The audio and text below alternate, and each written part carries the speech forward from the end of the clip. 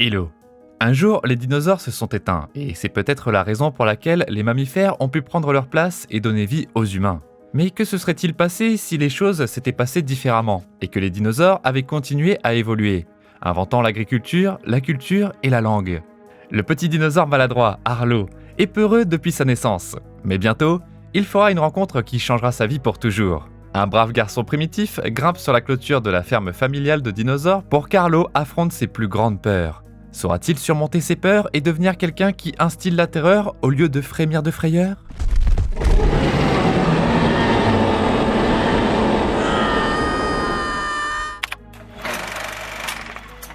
Il y a 65 millions d'années, un énorme rocher jaillit d'une ceinture d'astéroïdes et vole directement vers la Terre.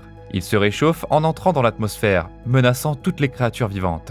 Les dinosaures lèvent la tête, seulement pour voir un flash lumineux haut dans le ciel. L'astéroïde s'envole à une vitesse phénoménale, passant devant la planète. Des millions d'années plus tard, au pied de 3 sommets enneigés, vit une famille de 2 apatosaures, nommés Henri et Ida. Les dinosaures herbivores ont leur propre petite ferme avec une cabane et une clôture qui protègent le champ de maïs. Le moment est venu pour eux de planter de nouvelles cultures. Henri creuse le sol en utilisant son nez comme charrue, et sa femme le suit, distribuant des graines avec un dispositif spécial. Henri puise ensuite l'eau d'une rivière voisine dans son embouchure et arrose les cultures qui poussent. À ce stade, Ida l'appelle dans la maison. L'un de leurs 3 œufs commence à éclore. La première à naître est Libby, qui explore son environnement avec intérêt et grimpe habilement sur sa mère. Après elle, l'implacable Buck traverse la coquille. Le garçon s'écrase à toute vitesse dans un poteau, se libérant des restes de la coquille d'œuf. Il trouve alors un bâton par terre, et il commence à frapper tout ce qu'il peut atteindre avec, le genou de son père devenant la première cible. Vient ensuite le 3e œuf, le plus gros. Les parents se penchent dessus, s'attendant à voir un géant. Buck aide son frère en frappant l'œuf avec un bâton. Mais au lieu d'un dinosaure grand et dur, c'est un petit dino qu'ils voient à l'intérieur, qu'ils appellent Arlo. Le petit garçon regarde prudemment dehors, et il choisit plutôt de remonter à l'intérieur. Papa appelle le fils, qui s'accroche à la coquille, à sortir, et Arlo émerge lentement, se balançant sur ses jambes minces. Le dinosaure maladroit peut à peine suivre le rythme de son frère et de sa sœur, et Henri montre aux enfants la ferme et la montagne dents de griffe. Maintenant, lui et sa femme ont 3 aides. Quelques années passent, et la Libye sournoise asperge Buck d'eau pour qu'il lui crache dessus. Elle se cache dans le champ, et accomplit ainsi rapidement sa tâche d'irrigation des cultures. Mama, I'm done watering. Good job, Libby. Buck, get back to your chores. What? Pendant que son frère part tracter des branches, le petit Arlo doit nourrir le bétail. Ida met un seau de maïs autour de son cou, et Arlo, les jambes tremblantes, se dirige vers la coopérative. Il entre à l'intérieur et il est terrifié par le bruissement dans les buissons. Mais le monstre imaginaire s'avère être juste un poulet avec une jambe coincée dans les mauvaises herbes. Le dinosaure le libère, mais il se heurte au regard menaçant de la mère poule. Avec un cri frénétique, Arlo s'éloigne de l'oiseau agressif. Paniqué, il tombe presque d'une falaise dans la rivière, mais son père l'attrape avec sa queue. Arlo, be careful. What's the problem? Papa, Henrietta is the worst one in the coop. Henri a construit une tour en pierre, grâce à laquelle l'approvisionnement en maïs sera protégé en toute sécurité contre les invités non invités. Il scelle la porte avec un rocher, et Ida suggère que son mari laisse une marque sur le mur du bâtiment pour souligner l'importance du moment. Henri demande à sa femme de le faire d'abord, car elle en a fait autant pour leur famille. Les parents laissent à tour de rôle leur empreinte, et les enfants sont impatients de faire de même. Mais Henri les arrête. Pour que le geste soit vraiment significatif, ils doivent mériter ce droit par leurs actions. Someday you'll all make your mark. And I can't wait to see it. Plus de temps passe, et Buck est maintenant assez fort pour dégager l'espace de culture des arbres. Ensuite, Libby laboure le champ toute seule, répétant après son père. Pour ça, ils peuvent tous les deux laisser leurs empreintes sur les rochers. Arlo, en revanche, continue de fuir les poules et il observe avec envie les succès de ses proches. Désireux de mériter sa marque, il rassemble le courage et part apprivoiser les poules. Mais dans l'enceinte, il voit Buck, qui prétend avoir été piqué à moitié mort. Arlo tombe dans la blague, et son frère lui fait peur avec une poupée de poulet. Buck traite Arlo de lâche, et il lui dit qu'il ne fait que gêner tout le monde. La bagarre est interrompue par les parents, qui tentent de remonter le moral de leur fils. Mais on dirait qu'Arlo a renoncé à faire le bien pour sa famille et à laisser sa marque. Il part, qualifiant la tradition de stupide et d'inutile. Préoccupé par son fils, Henri réveille Arlo la nuit et l'invite à sortir. Le garçon a peur du noir et il se blottit plus près de son père lorsque celui-ci propose de sortir au milieu du champ. un scarabée atterrit sur le nez d'Arlo, le rendant anxieux. Mais son père lui promet que s'il surmonte sa peur, il peut voir une beauté surnaturelle. Il souffle sur la luciole, puis il commence à courir dans l'herbe, soulevant des centaines de petites lumières dans les airs. Arlo s'y joint également pour créer des motifs fantastiques d'insectes lumineux sur le terrain. Il se précipite joyeusement en avant, oubliant ses peurs. Son père l'informe qu'il a un travail spécial pour Arlo, afin qu'il puisse laisser sa marque. Le lendemain, Henry emmène son fils à l'entrepôt, et il lui dit qu'une créature a appris à grimper à l'intérieur et à manger le maïs. Afin de s'assurer qu'ils ont de la nourriture pour l'hiver, le père charge Arlo d'attraper le voleur. Ensemble, ils construisent un piège à partir de cordes et de filets, et ils mettent des épis de maïs comme appât. À l'aide d'une citrouille et d'un bâton, Henry montre comment achever la créature capturée, ce qui effraie vraiment Arlo. Mais c'est la seule façon pour lui de laisser sa marque à côté de celle de son père. Alors, il trouve la détermination pour accomplir la tâche. Il commence à surveiller l'entrepôt tous les jours, et il entend bientôt que le piège a été déclenché. Le bâton entre les dents, il s'approche et il voit un enfant humain essayant désespérément de sortir du piège. Il crie comme un animal sauvage et se jette sur Arlo, terrifiant le dinosaure. Mais le filet retient fermement le garçon, puis s'enroule autour de son cou, l'étouffant. Arlo lève son bâton, mais il ne peut pas se résoudre à frapper le garçon. Au lieu de ça, il coupe la corde et lui dit de courir. Mais le petit gars ne se précipite pas pour se mettre à l'abri, et au lieu de ça, il rampe droit sur le dinosaure, continuant à le renifler vigoureusement. Arlo crie à nouveau et tombe de panique, et son père se précipite à la rescousse. Après avoir effrayé le petit ravageur, Henry gronde son fils, qui a échoué à sa mission, pour qu'Arlo se rachète. Son père lui demande de poursuivre le garçon en fuite. Il quitte la ferme et marche le long de la rive. Arlo, qui se retrouve si loin de chez lui pour la première fois, a très peur de se perdre. Henry dit à son fils qu'il devra simplement chercher la rivière, ce qui le ramènera toujours à la ferme. À ce stade, un violent orage commence, et le père commence à perdre la trace de l'humain. Au coup de tonnerre assourdissant, il commence à courir plus vite. Sauf qu'Arlo est à la traîne et tombe, se frappant durement sur un rocher. Voyant que son fils ne peut plus continuer la poursuite, Henry s'adoucit. Il voulait simplement aider Arlo à surmonter ses peurs, et lui apprendre à survivre dans ce monde difficile. Le père continue de croire en son fils, malgré ses échecs. I'm not like you. You're me and more.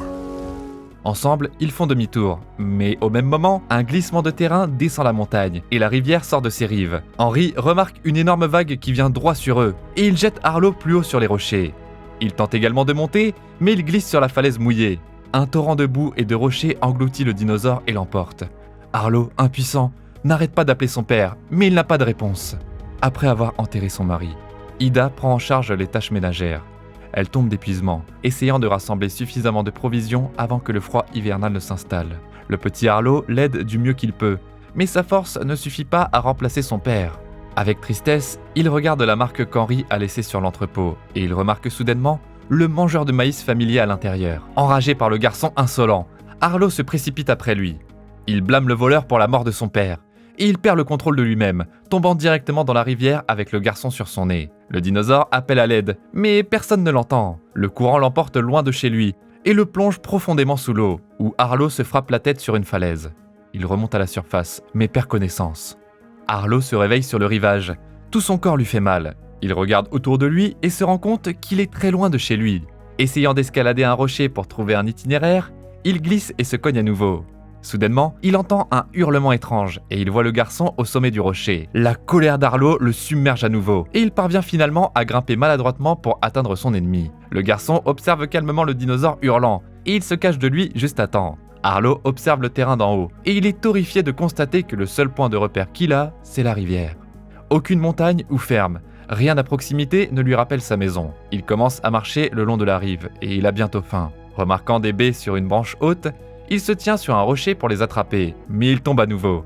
Un autre petit accident conduit à un désastre, et maintenant le pied du dinosaure est désespérément coincé sous un rocher. Le soleil disparaît derrière l'horizon, mais Arlo n'a toujours pas échappé au piège de pierre. Il s'endort, et le matin, il est réveillé par le bruit des geysers d'une vallée voisine. Le dinosaure, comme d'habitude, frissonne de peur, mais il remarque ensuite qu'il peut tirer sa jambe d'en dessous du rocher. Pendant la nuit, quelqu'un a creusé le sol sous lui, le sauvant ainsi d'une mort certaine. Arlo continue son chemin le long de la rive, et il se retrouve pris dans une averse. Il essaie de construire un abri, mais même les rongeurs, qui se cachent à proximité, se moquent de sa tente fragile. Humide et affamé, il s'assoupit, essayant de reprendre des forces. Au son suivant, son cœur saute un battement. Quelqu'un court vers lui à travers les buissons, mais il s'avère que c'est le même garçon qui porte un lézard entre les dents. Arlo est toujours en colère et chasse le garçon, mais l'humain donne sa proie au dinosaure et lui suggère de la manger. Devinant que le dino mange d'autres aliments, le petit chasseur attrape un énorme scarabée et lui mord même la tête pour le rendre moins dégoûtant pour Arlo. Mais l'herbivore refuse toujours les cadeaux, et à la 3e tentative du garçon, Arlo se retrouve avec un tas de baies mûres. Arlo, têtu, continue de résister, mais sa faim prend le dessus, et il bondit sur la nourriture tant attendue. Gonna squeeze the life out of you. But before I do, can you find me some more? Pas sûr qu'il soit compris, Arlo montre au garçon la branche avec des baies, et le garçon repart en courant. Le dinosaure peut à peine suivre le gamin agile, qui saute d'arbre en arbre comme un singe. Ils atteignent une fine corniche sur un rocher, d'où Arlo tombe presque. Pour aggraver les choses, il y a un précipice sur leur chemin, qu'ils ne peuvent pas traverser. Sans y réfléchir à 2 fois, le garçon mord le dinosaure de sorte qu'il saute en avant et attrape les rochers avec sa bouche. Arlo forme un pont avec son corps, et le garçon se rend de l'autre côté. C'est là que pousse l'arbre. Ses branches débordent de baies rouges juteuses. Le dinosaure traverse également le précipice et se précipite vers l'avant. Mais le garçon, pour une raison quelconque, tente de lui barrer la route. Il crie furieusement, mais Arlo n'écoute pas et attrape les baies. D'un coup, un énorme serpent atterrit juste sur son nez. Le dinosaure le jette à terre, mais il trébuche et s'envole après lui. Les arbres adoucissent sa chute, bien que le serpent soit à nouveau devant Arlo. Il se rapproche du dino, mais le garçon se met courageusement en travers de son chemin. Évitant habilement son attaque, il s'en approche par derrière et enfonce ses dents dans l'ennemi rampant. Face à un adversaire aussi redoutable et intrépide, le serpent admet sa défaite et se cache dans les buissons. Arlo ne peut plus être énervé contre le garçon et il entend soudainement une voix du bosquet le saluer. Quand il regarde autour de lui, il voit un grand styracosaure à cornes nommé Forest, avec tout un tas de petits animaux de la forêt assis sur lui. Selon lui, il le protège de tous différents dangers qui l'attendent dans la forêt. L'étrange dinosaure veut aussi emmener le brave garçon dans son équipe. Forest demande comment il s'appelle, mais Arlo ne sait pas. Il commence à essayer de deviner son nom, afin que l'humain reste avec lui qui reçoit une réaction de sa part. Finalement, il répond au nom Spot, qu'Arlo a tenté. Forest admet sa défaite, mais l'un de ses oiseaux tente quand même de prendre le garçon. Arlo et Spot se cachent de l'oiseau et de Forest, puis ils continuent à marcher le long de la rivière. Le garçon entend un gopher à proximité et se précipite après lui. Le rongeur se cache dans un terrier, et Spot le sort tout aussi vite. Arlo se joint à eux, et bientôt, des dizaines de gophers s'envolent de leur trou sous le souffle puissant du dinosaure. Les rongeurs frustrés grimpent sur Arlo, le chassant, et lui et Spot s'éloignent vers une corniche au-dessus du lac. Soudainement, l'un d'eux mord Arlo, provoquant la chute du dinosaure dans l'eau. Il fait de son mieux pour rester à flot, et il commence à répéter les mouvements du garçon. Ainsi, Arlo apprend à nager et arrive indemne au rivage. Sauf que son corps est maintenant couvert de sangsues suceuses de sang, et le dinosaure crie à nouveau de terreur. Pour satisfaire sa faim, Arlo décide de manger des fruits qui sont tombés d'un arbre en cours de route. Spot se joint au repas, et il remarque qu'il y a quelque chose qui ne va pas. Les fruits s'avèrent fermentés, ce qui les rend tous les deux un peu ivres. Ne récupérant leur pleine conscience que le soir, les amis sortent dans la prairie, où Arlo montre au garçon les lucioles. Le garçon aime vraiment ce jeu, et il attrape l'un des insectes. Arlo se souvient de son père et de sa famille. I miss my family. Le garçon penche la tête, confus, et Arlo commence à lui parler de sa famille. Il casse quelques bâtons et fait des figurines de dinosaures, disant que l'un d'eux, c'est lui, et que les autres sont Buck et Libby, et papa et maman. Puis il les encercle et il dit que c'est sa famille. En réponse, Spot prend également quelques bâtons et fait 3 figures, 2 grandes et une petite, puis il les entoure. Mais ensuite, avec tristesse, il pose les grandes figures sur le sol et les enterre avec de la terre. Arlo fait de même avec la silhouette de son père et se met à pleurer. Son père lui manque beaucoup. Spot fait un câlin au dinosaure, puis il pose sa main sur les silhouettes enterrées et hurle à la lune, montrant son chagrin. Arlo se joint à ce rituel. Ils se réveillent en câlin, puis ils continuent leur chemin. Mais le vent et la tempête terrible les empêchent de faire un seul pas. Arlo se souvient comment son père a été emporté par la rivière, et dans une panique, il s'enfuit dans une direction inconnue. Il se recroqueville sous un arbre tombé, et Spot ne le trouve que lorsque la tempête s'apaise. Arlo sort et se rend compte qu'il est allé trop loin de la rivière, et il ne sait pas comment y retourner. Terrifié et désespéré, il tombe à genoux, puis il voit un troupeau de ptérodactyles dans le ciel. Arlo les appelle pour leur demander le chemin du retour, et en même temps, Spot s'enfuit et se cache. Le trio atterrit à côté du dinosaure et demande si Arlo est blessé. Quand il découvre que le gars va bien, Ils se fâchent pour une raison quelconque et sont sur le point de décoller quand Arlo les arrête. Il demande de l'aide pour se rendre à la montagne Dents de Griffe. Et coup de tonnerre, le chef dit qu'il connaît le chemin. Mais d'abord, il veut trouver les pauvres âmes qui ont été prises dans la tempête qui ont besoin d'aide. Ils entendent un animal piégé sous un arbre tombé et Arlo les aide à le libérer. Coup de tonnerre ramasse doucement l'animal à grandes oreilles, mais au lieu de le laisser partir, le jette dans sa bouche, l'avalant. Là, c'est le moment d'avoir peur. Arlo remarque Spot qui se cache sous l'épave et tente de s'enfuir pendant que les prédateurs tentent de voler le déjeuner de l'autre. Une fois qu'ils ont réglé le problème, ils encerclent Arlo et commencent à le renifler. Friend, you have a critter of your own. I smell it. One of the juicy ones. Le dinosaure essaie de les confondre, mais quand il regarde nerveusement dans la direction de Spot, il cède sa cachette à coups de tonnerre. Le garçon saute sur le dos d'Arlo et ils partent en courant. Ils sortent de la forêt et se dirigent vers la plaine, où ils voient 2 énormes dinosaures. Pensant qu'ils ressemblent à des Apatosaurus, Arlo demande de l'aide, mais il s'avère être 2 tyrannosaures. Entouré de prédateurs de tous les côtés, Arlo se recroqueville sur Spot pour le protéger au moins d'une manière ou d'une autre. Les tyrannosaures tentent d'abord de dévorer les ptérodactyles, les forçant à battre en retraite. Puis ils s'approchent d'Arlo et ouvrent leurs mâchoires avec des crocs géants, anticipant un dîner juteux. Les amis gèlent de peur, mais soudainement, les géants aident Arlo et se présentent. La sœur Ramsey et son frère Nash ne tolèrent pas que quelqu'un blesse ceux qui sont plus faibles qu'eux. Ils sont heureux d'avoir pu aider et ils commencent à se moquer gentiment les uns des autres. This is my personal bubble. Nah, that ain't your bubble. This is your bubble! Juste à ce moment-là, leur père Butch se présente, et il force son fils à respecter les limites personnelles de sa sœur. Arlo remarque une énorme cicatrice sur son visage. Les tyrannosaures ne savent pas comment se rendre à la montagne Dents de Griffe, et ils sont à la recherche de leur troupeau de taureaux à longues cornes, que Nash a réussi à perdre. Arlo ne veut pas perdre une protection aussi puissante. Il propose de l'aider. Spot a un excellent odorat, et il peut l'utiliser pour trouver les taureaux. Butch accepte, et il lui donne un morceau de laine à renifler. Le garçon conduit tout le monde en avant, et il retrouve bientôt des traces du troupeau. Mais il voit des plumes étranges et un taureau mort gisant à proximité. Butch devine que quelqu'un a volé leur troupeau. Les dinosaures vont plus loin, et trouvent les taureaux qui paissent paisiblement dans un champ voisin. Soupçonnant une embuscade, le tyrannosaure expérimenté ordonne à Aldo de sortir au grand jour et de crier pour attirer les voleurs hors de leur cachette. Arlo n'a pas d'autre choix que d'accepter, et les jambes tremblantes, il monte sur un rocher. Par peur, au lieu de crier, il fait un bruit semblable à celui d'une porte qui craque. Spot vient à son aide en mordant la jambe du dinosaure, et au son, 3 rapaces qui se cachaient dans l'herbe arrivent en courant. Il commence à interroger Arlo, et il le soupçonne de mentir. Les rapaces sautent sur l'intrus, mais les tyrannosaures sauvent leurs amis en rejoignant le combat juste à temps. Butch jette l'un des rapaces loin dans le troupeau, qui, par peur, se précipite directement sur Arlo. Le dinosaure, avec le garçon sur le dos, parvient à esquiver les sabots alors que les tyrannosaures tentent d'arrêter le troupeau. Un rapace fait tomber Nash, et ils se battent au sol. Ramsey se précipite à la rescousse, et il envoie l'ennemi voler avec un puissant coup de queue. Arlo se cache derrière un rocher, mais les raptors peuvent le sentir là-bas. C'est alors que Butch arrive à nouveau dans la mêlée, sauf que les 2 rapaces le clouent au sol. Il n'a aucun moyen de se relever, puis Arlo rassemble tout son courage et décide d'attaquer. Il court en avant et donne un coup de tête à un rapace, puis il jette l'autre d'un coup de queue. Butch détourne la tentative de vengeance de ses ennemis en les jetant à l'horizon. La sœur et le frère chassent le reste des ennemis. Ensemble, ils conduisent le troupeau vers un endroit plus sûr, et le soir, se rassemblent autour du feu de camp. Nash veut échanger Spot, dont l'odorat lui est utile, contre un harmonica, mais Arlo refuse. Il examine la coupure sur sa jambe, et Ramsey lui dit que ça laissera une belle cicatrice.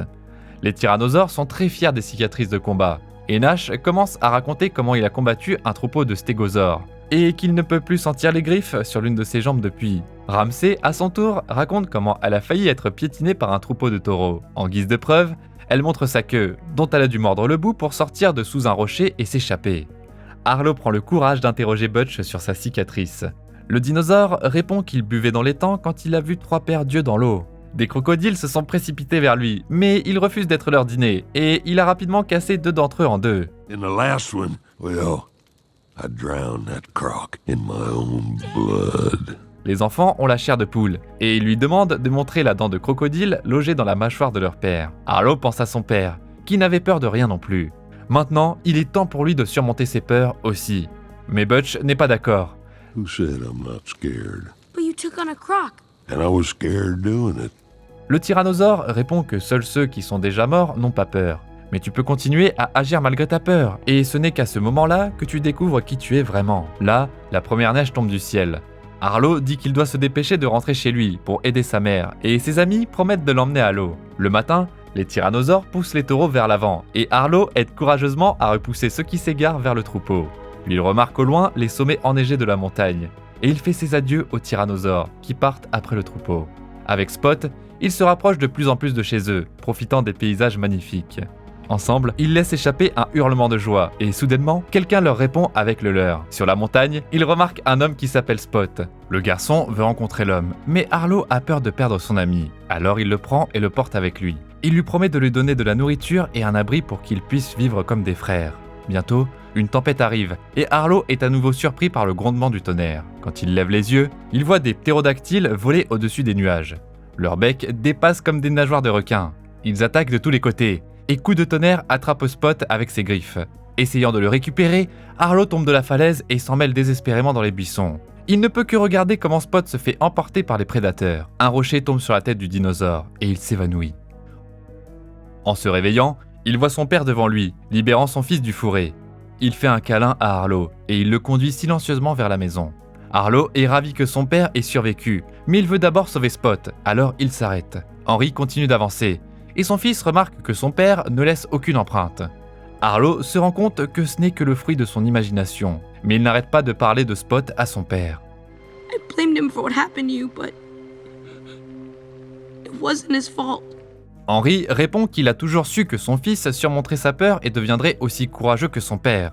Il laisse Arlo partir pour sauver son ami, et le dino se réveille maintenant pour de vrai.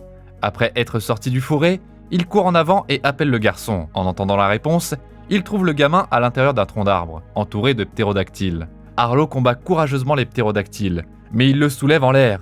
À l'aide de sa queue, le dinosaure fait en sorte que le tronc d'arbre s'effondre sur ses ennemis, et il se libère. Coup de tonnerre attrape presque Spot avec ses griffes, et Arlo laisse échapper un rugissement retentissant qui effraie le ptérodactyle. Ça donne au garçon l'occasion de mordre l'aile du kidnappeur, après quoi, Arlo le finit par un lancer précis d'un bâton. Mais soudainement, la rivière sort à nouveau de sa rive à cause d'un glissement de terrain. Spot se retrouve piégé au milieu de la rivière. Arlo saute directement vers lui, et ils sont tous les deux emportés par le courant. Avec les troncs d'arbres, les amis sont entraînés directement vers la cascade. Arlo nage jusqu'à Spot, qui est inconscient sur le tronc d'un arbre qui coule. Le dinosaure attrape le garçon au tout dernier moment, et ensemble, ils descendent la cascade. Arlo parvient à traîner son ami sur le rivage, où il reprend conscience. Le lendemain, ils s'approchent enfin de la ferme, quand ils entendent à nouveau un hurlement humain. Le même homme se tient sur la colline, mais maintenant, il est rejoint par une femme et 2 enfants.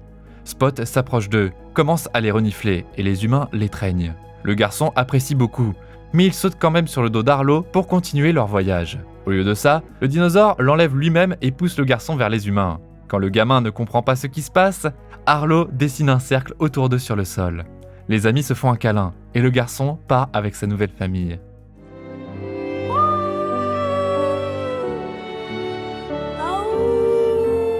Arlo fait le reste du chemin seul, et il voit bientôt sa famille s'occuper encore des récoltes. Sa mère lève les yeux, et elle n'en croit pas ses yeux. Avec des larmes de bonheur, elle se précipite vers son fils, et Buck et Libby font un câlin à leur frère aussi. Après avoir entendu son histoire, tout le monde s'approche de l'entrepôt pour demander à Arlo de mettre sa marque à côté de celle de son père. Après avoir surmonté tous les obstacles et toutes les peurs, il est enfin rentré chez lui. Ce dessin animé est l'un des rares de Pixar Studios qui n'a pas été nominé pour un Oscar. Au cours de sa production, l'entreprise a connu une période très difficile. De nombreux employés ont été licenciés. Et ce projet en particulier a vu son directeur changer 1 an avant sa sortie. La scène de bataille entre les tyrannosaures et les rapaces est très similaire à la scène de Jurassic Park. Contrairement à l'image ancrée dans les films, dans ce dessin animé, les tyrannosaures ne sont pas les méchants, bien qu'ils étaient à l'origine destinés à être les ennemis d'Arlo et de Spot. Fait intéressant, l'humain dans cette histoire joue le rôle habituellement réservé aux chiens, et il se déplace tel quel. Les mouvements maladroits et les chutes d'Arlo, en revanche, étaient basés sur les mouvements des bébés éléphants. Comme toujours, tu trouveras le titre dans la description de la vidéo. En attendant, tu peux nous dire dans les commentaires quelle peur tu n'as pas encore vécue. N'oublie pas de t'abonner à la chaîne et de liker cette vidéo pour qu'on puisse te raconter encore plein d'autres histoires.